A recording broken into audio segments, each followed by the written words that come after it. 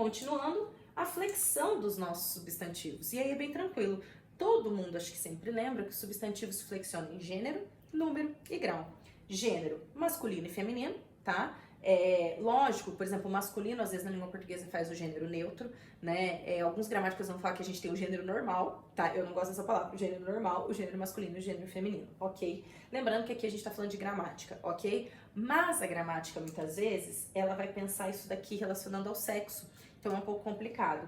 Por exemplo, a gente tem dois tipos, tá? Dentro do gênero masculino e feminino. Então a gente tem os substantivos biformes e uniformes. Biforme é muito fácil, né? O que é um substantivo biforme? Ele tem duas formas, certo? Como assim duas formas? Então, por exemplo, você tem a palavra aluno para o masculino e você tem a palavra aluna para o feminino, certo? Então, duas formas. Gato, gata. Você tem homem, mulher. Você tem cavaleiro, tá? Cavaleiro que cavalga e amazona, certo? Então são duas formas para aquilo. E aqui acaba às vezes relacionando com o sexo. Algumas palavras não precisam pensar nessa questão de sexo, né? Por exemplo, cadeira. A cadeira é um substantivo feminino, você não relaciona necessariamente com sexo, você sabe que é feminino por causa do termo que vem à frente, certo? Que nem agora o ar-condicionado, você sabe que é masculino por causa do termo que vem à frente, que é esse artigo ou um pronome, qualquer coisa assim, determinante. Por outro lado, nós temos os substantivos uniformes. São aqueles que apresentam somente uma forma, só tem uma palavra para aquilo. Não muda a terminação ou o formato dela. E aí, são três os tipos de substantivos uniformes. Comum de dois gêneros, certo? O que é o comum de dois gêneros? Eu vou ter a mesma palavra para os dois gêneros, para o masculino e para o feminino, certo? Tá, mas então como que eu vou diferenciar se é a mesma palavra? Por meio do determinante que eu estava falando antes. Então, por exemplo, a palavra dentista. Você vai falar o dentista, né? Eu vou ao meu dentista, ó, meu, o, masculino. Ou eu posso falar assim, hoje eu tenho consulta com a minha dentista.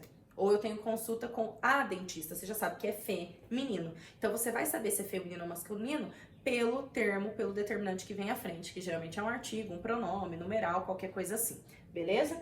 Sobrecomum, aí só tem uma palavra, tá? E só tem um determinante na frente. E aí você vai ter que saber pelo quê? Pelo contexto. Não tem escolha. Então, quando eu falo assim, a criança deixou a casa bagunçada, né? Meu caso, a criança deixou a casa bagunçada, certo?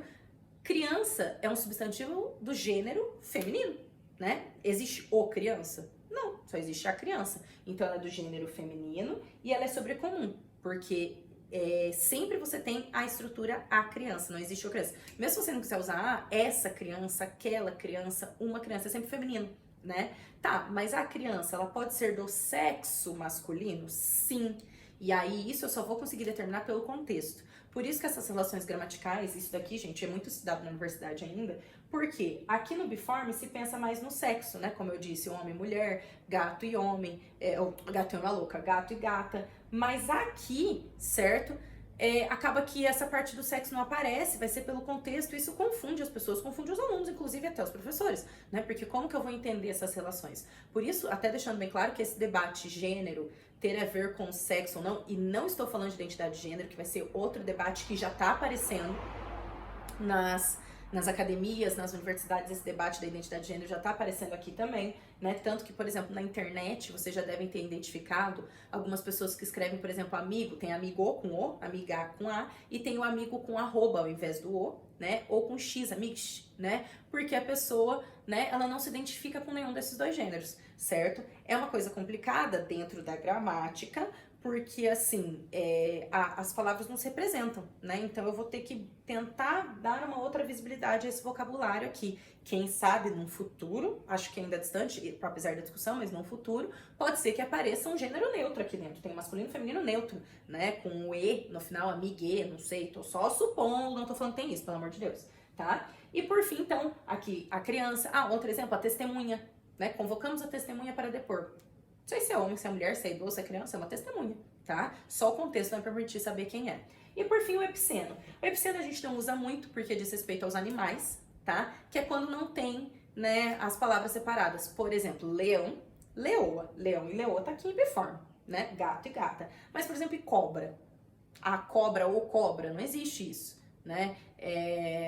Por exemplo, a girafa ou girafa? Não. A gente coloca as palavras macho e fêmea para definir na frente. Olha lá o sexo vindo de novo, né? Então, a cobra macho, a cobra fêmea, certo? somente para animais, beleza? Bom, continuando. Eles flexionam em número, singular e plural. Gente, não cabe aqui, não é momento de ficar listando essas relações, principalmente porque não são regras para se decorar, gente. Com o uso, com a escrita, com a fala, a gente vai aprendendo essas relações e isso daqui tá lá na alfabetização.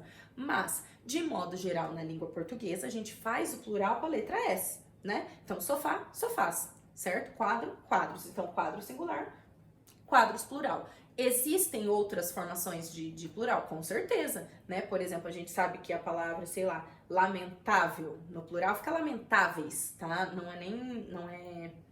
Não é substantivo, só pra gente lembrar dessas relações de plural, tá? Então, existem outros formatos aí de plural, né? A gente tira o L, acrescenta o IS e tudo mais, e isso tem em outras línguas também, certo? Mas não cabe aqui eu ficar passando. Se terminar em tal letra, coloca, né, o S. Se terminar em tal letra, você vai fazer. Vocês sabem isso, vocês usam isso no dia a dia, tá? Então, cuidado com essas relações. Uma observação. Já reparou que na linguagem, na modalidade falada, na modalidade oral da nossa língua, a gente tá engolindo o S dos substantivos? Né? A gente fala assim, ó, os meninos já tá tudo aí. Olha lá, a gente só usa o plural no artigo ou no determinativo na frente. Aí fala menino, tá tudo aí, vem tudo no singular. E o que é interessante, né? Faz parte da modalidade oral, faz parte da variante informal da língua, né? Mas é interessante que a pessoa que fala assim consegue se comunicar, né? A gente não vai olhar pra ela e falar assim, nossa, como você não sabe gramática, que burra, falando tudo errado. Não, né? A gente tá vendo que ela faz parte, que ela domina uma variante informal, né? Pode ser que ela domine os dois. Já vi muita gente formada, graduada, que sabe português, que dependendo do contexto, tá lá em casa, tá em algum lugar, fala assim, as bolsas eu deixei ali, né? A pessoa só, as bolsas eu deixei ali, vou até me incluir nessa, né? Então, sempre sem olhar de julgamento aí. E aí, por fim, o grau. Bom, e por fim, então, o grau, né? A gente tem o diminutivo, né? Então, casinha, né? Tem a palavra casebre e a palavra casinha, tá? Casebre seria o diminutivo de casa, mas hoje em dia já se consolidou também casinha. E é interessante essas relações, porque casebre, por exemplo, muita gente enxerga casebre como uma casa abandonada, de madeira, assim, né, pequena. E já casinha a gente enxerga como uma casa pequena. Só que tudo isso tem muito a ver, por exemplo, com momento, com contexto, com cultura. Às vezes os seus avós vão achar casebre uma casa pequena, como a gente acha casinha, tá? Diminutivo, aumentativo, né? Então a gente tem, por exemplo, o aumentativo de homem é o menzarrão, né? Mas a gente, em certas épocas, se usava assim, nossa, mas você já tá um homenzão. E hoje em dia já se usa o homão, né? Você já tem essas relações. Então, os aumentativos. O aumentativo, tá, pessoal? Tanto o diminutivo, os dois podem ter a sua versão sintética e analítica. Sintético é uma palavra, sintetizou. Analítico, duas palavras indicando aquilo. Então, por exemplo, diminutivo analítico, casa pequena. Casa pequena, diminutivo analítico. Diminutivo sintético, junto os dois. Casinha ou casebre, tá? Então, daí é somente uma palavra. Mesma coisa, aumentativo. Homem grande, né? Analítico. Homenzão, homenzarrão, homão. Tudo vai depender do contexto aí do uso, né? Aí seria o sintético, ok? O que é importante lembrar aqui também? Que no caso do diminutivo, a gente não vai ter... como que fala? A gente não vai ter, por exemplo, só indicando coisa pequena. O diminutivo pode indicar afeto, carinho, né? A gente fala assim, ai, que neném mais fofinho, ai, que bebezinho fofinho. Você não tá indicando que ele é um bebê pequeno e um fofo pequeno. Você tá indicando um afeto. Do mesmo jeito que o diminutivo pode indicar desprezo também, né? Ai, aquela menininha, ai, aquele menininho, né? Quando depois, ai, essa menininha me irrita, né? Então aí você tem o desprezo. E o aumentativo também pode trazer desprezo, tá? Ele pode se aumentar, mas ele pode trazer também esse deboche, não é nem tanto desprezo, é um deboche, né? Mas esse molecão aí só me irrita, né? Então, observe que não é pra indicar que é um moleque grande, você tá querendo debochar, ok? E aí, pra gente encerrar, alguns aspectos a serem considerados na questão do sentido, semântico sentido. A seleção que a gente tem das palavras no texto, tá? Ela indica a escolha argumentativa do autor. Então, quando a pessoa escreve no texto, por exemplo, né? Fulano de tal defende que a teoria é tal, tal, tal, né? O incrível pesquisador, né? O pesquisador, né? O universitário, certo, né? O escritor, você tá trazendo coisas positivas, por mais que são substantivos, esses substantivos trazem uma direção argumentativa positiva, né? Agora, se você fala assim, né? João fez tal coisa, e você fala assim, esse subatleta, né? que não serve para, poxa, subatleta, já não dá muito certo, né? Alguns vestibulares vão trazer isso, certo? Por exemplo, teve um texto lá, um vestibular da UEM, que apareceu subcelebridade.